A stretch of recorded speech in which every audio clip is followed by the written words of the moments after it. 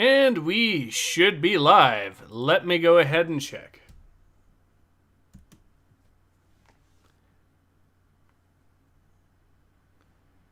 Yes, we are. Awesome.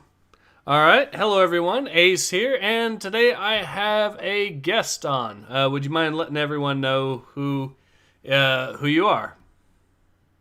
Hello, I'm Nathan X2000, key ship poster and very humbled guest of Ace 1918 for the stream.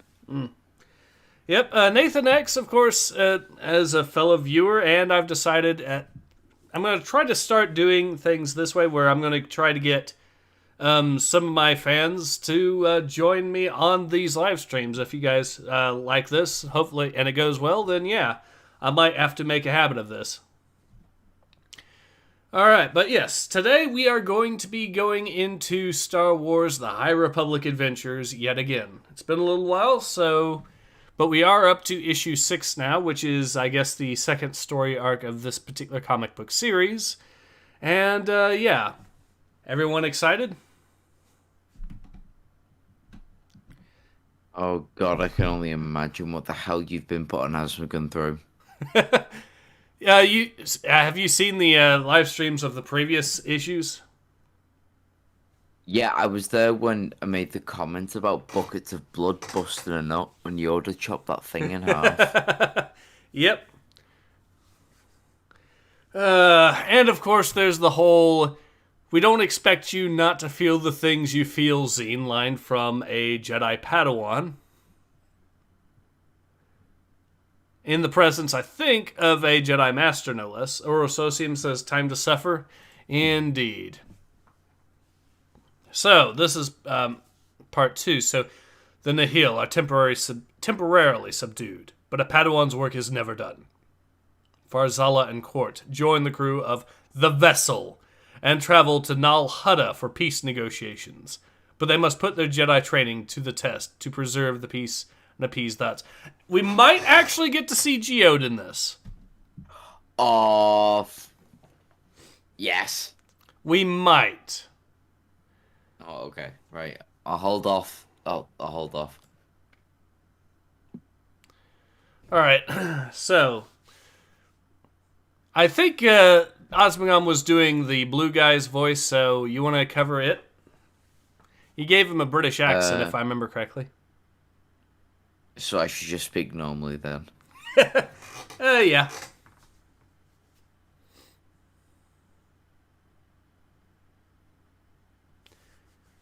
Alright, you got it?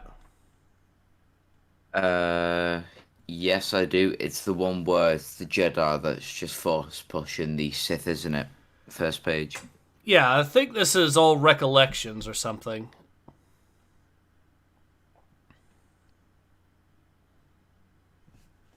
Do you want to voice it or shall I? Well, I believe that's the blue guy's inner monologue, so that would be you doing that. Did he give a specific type of English accent, or we just go on bog standard? You can go bog standard if you want. Orososium says, "Geode, best character, solid foundation, granite construction, and grounded mind." Honey. Right, okay. When we were younglings, we used to watch this holo of an ancient Jedi icon. Master Talbota was the main guy. He'd always been off on missions, all by himself. A single brave knight, facing down hordes of Sith henchmen. Pulling star cruisers out of the sky, all by himself. The greatest Jedi ever. Lula and I used to argue about which one of us would grow up to be the new Master Bota, even though we both knew it'd be her. But that was all fantasy. We never thought we'd actually have to, like, really fight anybody. Not for real. How wrong we were. Well, that's interesting. So, are they suggesting that there's now that the Jedi have created their own version of a Saturday morning cartoon to Captain Caboose donates $100 in a super Jesus chat Christ. to say, "By the light, have this money." Thank you very much, Captain Caboose. Long time no see, by the way, as well. Glad to see you're doing well, and hope everything is going well with you. By the way, yeah, thank you very much again. Wow. You need a moment? Well, I think we should. We're doing the stream, so let's get back to what I guess try to get back to what I was saying. So, is it just me, or does it sound like the Jedi have created their own Saturday morning cartoon just for younglings? Saturday cartoon or Jedi propaganda? Yeah, basic. Well, in this case, both, because Yes. I don't know how to feel about that. What do you think? I mean, it's been a thing on the internet now that the Jedi, when you really look into, when you watch the films, the Jedi are always presented as these good guys, but as the lore has gone on, they've become a lot more of a grey area. Like the Sith have been given a lot more respect as to their views, so the Jedi, I wouldn't put it past them, given how we don't actually know a lot about this era as well, and how the Jedi act. Maybe they've got different tactics of how they train the younglings as well. So I can imagine propaganda being a tool of theirs. Orososium says $100 is not enough to alleviate the pain these comics have brought forth, and that is correct. But still, again, thank you very much, Captain Caboose, for that. Brother Kakil says Star Wars is temporary, Jihad is eternal. Allahu Akbar. Dorkhammer says, just got here, can someone bring me up on the retardation? Well, what we have here, first of all, the first 5 parts of the comic are just absolutely horrendous. They were some of the worst things to have ever happened to Star Wars, even if you consider the sequel trilogy. But in this case, we've started off, and it already looks like they have added to the lore by giving the Jedi Saturday morning propaganda cartoons depicting previous Jedi to inspire the younglings. Moogle847 says, I don't know how to feel about any of this since I just got here.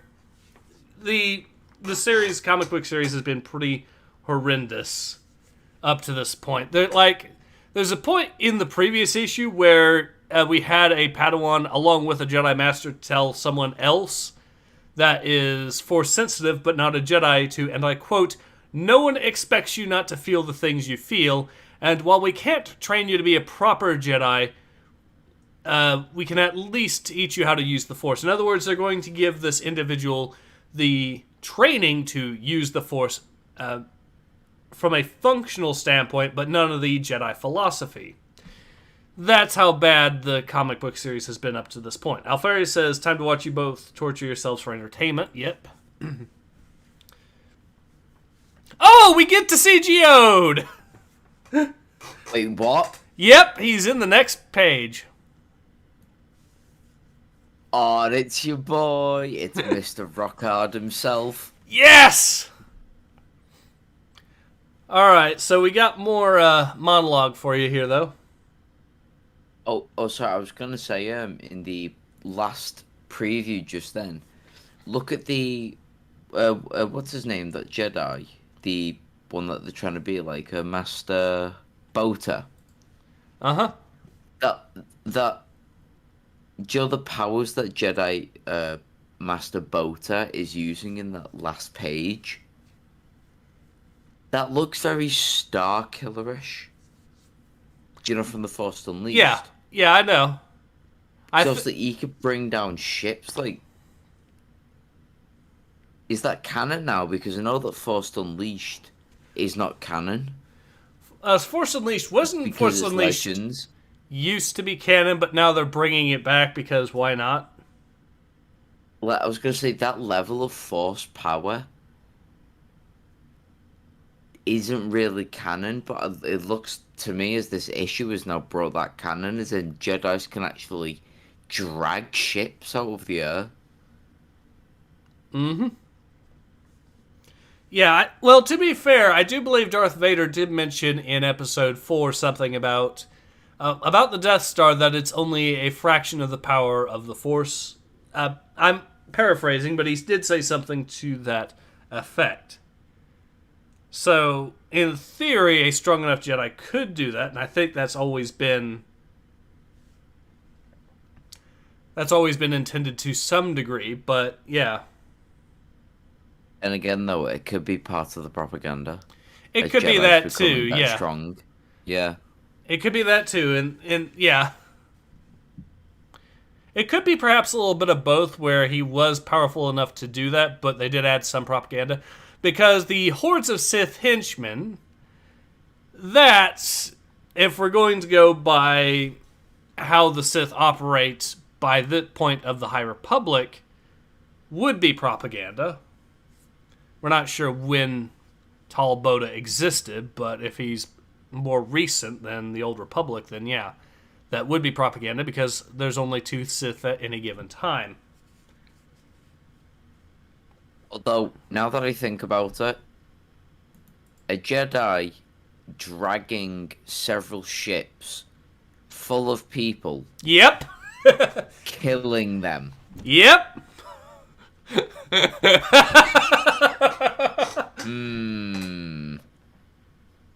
At least you could argue that Starkiller wasn't actually a Jedi. He wasn't trained in Jedi philosophy. No, he wasn't. Even that, well, technically he was later, but that was after he was already an adult, and well, yeah. Anyways, though, but yeah, so let go on to the next page where it says the vessel. And just think, younglings, you too can also be a genocidal Jedi with a god complex and self-righteous tendencies. You too can be Rey Palpatine. Okay. The past couple of months have been non-stop battling with the Nihil.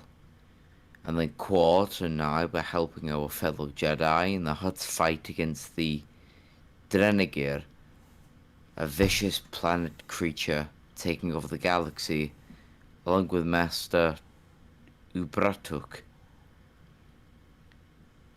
But the Hutts requested a diplomatic envoy come to their capital city, nearly the only part of the Hutt territory where they successfully fought off the Drengir.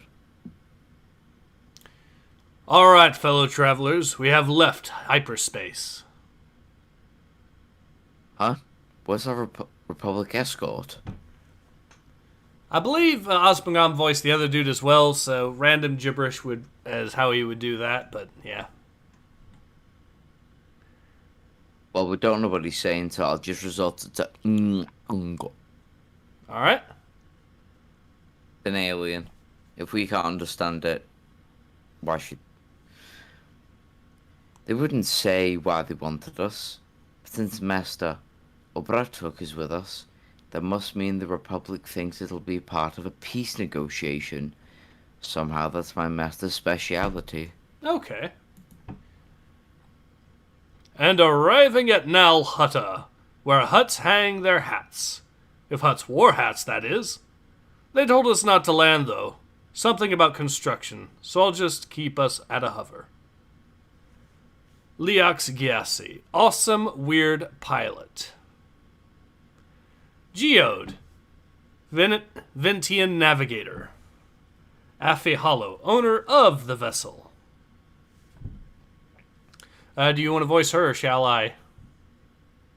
You can go ahead and voice her. Alright. Yeah, about that escort. Master Avar Chris had them hang back on standby. This is a super special secret diplomatic mission. I assume that's why she hired us in the first place. Under the scanners is our expertise. I guess that makes sense, but why didn't Master Obratuk tell us all this? Does that actually make sense?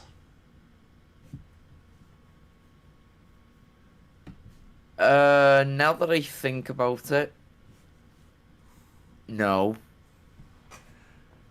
Yeah, okay, we're going to hold a super secret diplomatic mission. Why is it going to be super secret? Is there some sort of internal conflict with the Hutts? Is there... I mean, I could understand it if the Hutts were waging a war with themselves or something, but this is just a little weird. The Huts have been known in lore, I think Legends lore, that Huts do fight amongst themselves in civil wars. They were once a united race, and then there was a shit ton of infighting. So it would make sense if that was going on. Yeah. Yeah. Which only further proves the fact that they are dragging up lore that they decanonized and reusing it because they can't come up with their own original shit. Yep. Moogle847 says, okay, if The Rock starts fighting with a lightsaber and fights with flips like Yoda, I might have to bail on this series, although the series seems to be less worthy than the live-action Disney remakes. Ooh, spicy. Yep. Maybe because he's taking the best nap ever. Master Obertuk, please wake up. We're on Nal Hutta.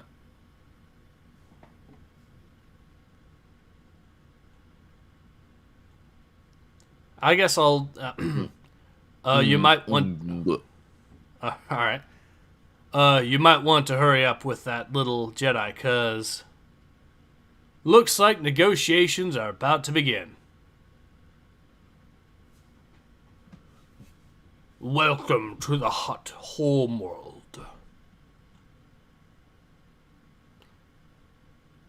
Alright, so...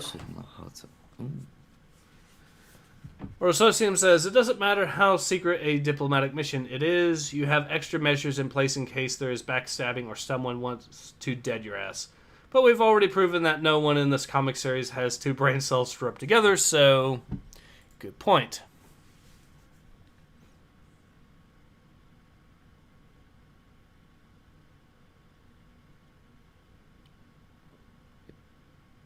Okay, you're up for more lines. Yes, sorry, just taking a drink. He's not waking up. He's a Parwan, right? Some of them hibernate in time with the seasonal changes on Para, even when they're off-planet. But their seasons are several centuries long. Why would you put... What a fucking plot device. So you send a master to a secret diplomatic mission, knowing full well this dude could go into, like, hypersleep at any time. Yes!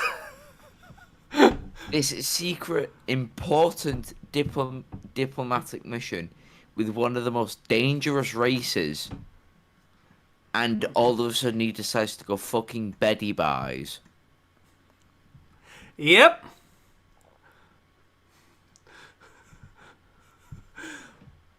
Or Associate says, why Moogle847 says, writing so bad it makes The Last Jedi read like Shakespeare.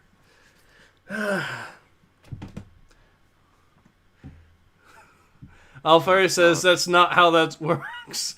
Or Associate says, just please tell me why the fuck do we have this genius plot developments? I'm reminded, actually, you want to know how this was done right? There was actually a show that did this right once. Star Trek The Next Generation did this right, where they had, where Captain Picard did it, though, as a tactic. He had a species do a diplomatic negotiations, but the species was in hibernation, and it was to either force the bad guys to delay or to let them or make them acquiesce to his demands. So there is a smart way to do this, but you don't sabotage yourself but this is not the way to do that. Alfer says, and I just got some more brain damage. Oh my god. What the fuck have you been putting as we've gone through? This. Although that was. This is going to be interesting, isn't it? I think we know what we're in for if this is how it's going to start. Brother Cactual says, lol fucking Skullman from Bams Up in this bitch just fell asleep, much to the convenience of the plot. Yep. I guess winter came early this century. Time for your peaceful negotiations, Jedi scum. Well, they got that right.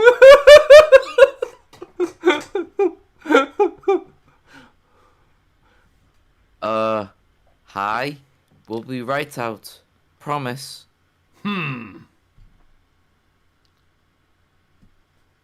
Okay, we don't have a choice. Quart, you stay with Master Obertuk. I'll just have to, I'll take his place. My Huttese is pretty decent. I'm charming. And humble. Alright, I'll go with the kid.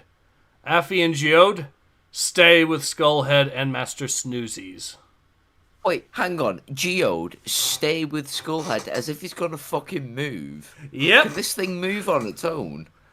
Presumably?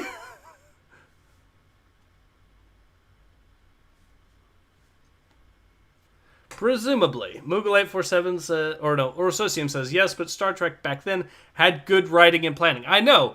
Actually, this reminds me of another episode from Star Trek that did something similar, but to this, where you had the Vulcan negotiator who was slowly losing his mind and starting to feel emotions and his pride in his work kept him from having anyone else do the negotiations. But even then, they had a way around that by doing the mind meld thing with Captain Picard. But yeah. Orososium says, well, if nothing else, the Hutt cartel do know the Jedi are scum in this version of the story. Yes, that is true. How does fucking Geode move? Good question. Moogle847 says, I'm picking up some DBS Majin Buu in the universe survival arc. Alfari says, Hutts and their religion of peace. Brother Cacul says, his food and sleep Klosk just called and told it's time to sleep despite inconvenience. Alright, so, next... Hang on. Wait, look at the face of Master Obertuk. Yeah. That is the face of a 10-year-old who's playing Pokemon on his DS, but he heard his mum come upstairs, so he's hiding under the pillow, knowing full well he's fucking away. That's the face. Ah, shit. That's the face of someone trolling an entire vessel of people. A vessel called the Vessel. That's somebody who's fourth wall breaking and he knows, haha, I know I'm in a comic that's fucking up the dreams of Star Wars fans and they can do nothing about it. He's just sleeping there, menacingly. Oh god.